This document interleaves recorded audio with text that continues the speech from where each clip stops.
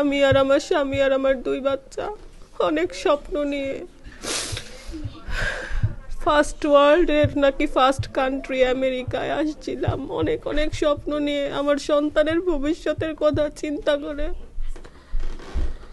আজকে আমি এমন এক জায়গায় দাঁড়ায় রয়েছি, আমি আমার সন্তানের ভবিষ্যৎ দেখতে পাই না।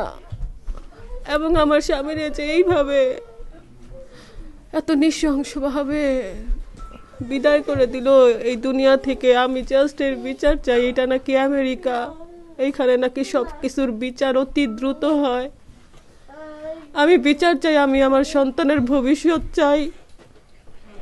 আমার স্বামী যেই ভবিষ্যৎ কইরা দিয়ে যেতে পারে নাই এইখানকার সরকারের কাছে, আমি শুধু আমার সন্তানের ভবিষ্যৎ। আমি একটা 5 মাসের প্রেগনেন্ট মানুষ, আমি টোটালি অসহায়। আমার মাথার উপর ছাদ নাই, আমার ঘরে একটা ডলার নাই, একটা ফুটা কণা নাই যে আমি আমার বাচ্চার দুধ কিনে আনবো রে ভাই। আমার মা নাই, আমার বাবা নাই, আমি এতিম দুনিয়ায়। একটা শুধু বোন আছে। আমার এই বাচ্চা দুইটারে যদি ওরা আমার বোনটা রায়না দেয় অন্তত দেখে রাখতে পারবে, কারণ আমার মেন্টাল অবস্থা ভালো না। আমি 5 মাসের প্রেগনেন্ট।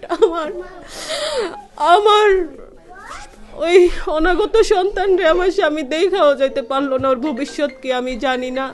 আমার এই যে একটা বাচ্চা 6 বছর, আরেকটা বাচ্চা 1.5 বছর, ওদের কি ভবিষ্যৎ আমি জানি না।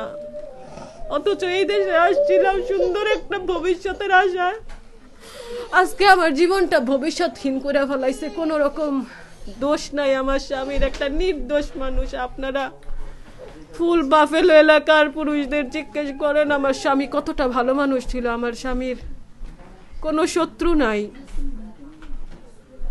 এই শত্রু কোত্থেকে আসছে আমি জানি না। কেন এইরকম মানুষ এইভাবে মাইরা ফেলাইলো? এবং সবচাইতে কষ্টের বিষয়, এই সব কাহিনী নাকি 12টা বাজে হয়েছে, অথচ আমি শুনছি 6টা না 7টা বাজে নাকি ওরা ওকে হসপিটালে নিতে। এই দেশে কি অক্সিজেন নাই?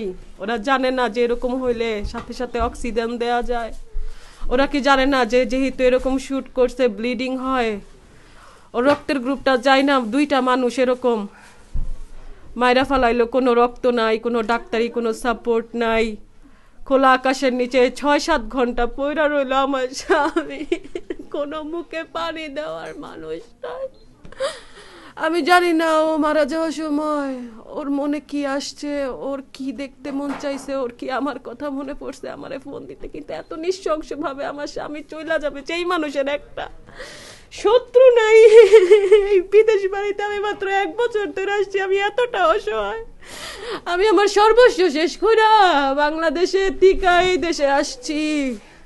আমি জাস্ট আমার স্বামীর এইভাবে নৃশংসভাবে যে একটা মানুষরে কোনো কিছু ছাড়া, কোনো কারণ ছাড়া মেরে ফেললো, সেইটার বিচার চাই। আমি আমার সন্তানের ভবিষ্যৎ চাই এই সরকারের কাছে।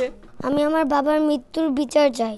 আমি বিচার চাই, আমার বাচ্চাদের সিকিউরিটি চাই, আমার বাচ্চাদের দায়িত্ব চাই।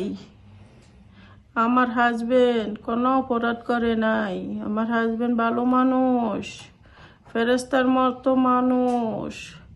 আমার বাচ্চাদেরকে এতিম বানাইছে, আমি ওদের বিচার চাই। আমি সরকারের কাছে আমার বাচ্চাদের সেফটি চাই। আমরা সব এখন ভয়ে আছি, আমরা কেমনে হাঁটবো, কেমনে চলবো।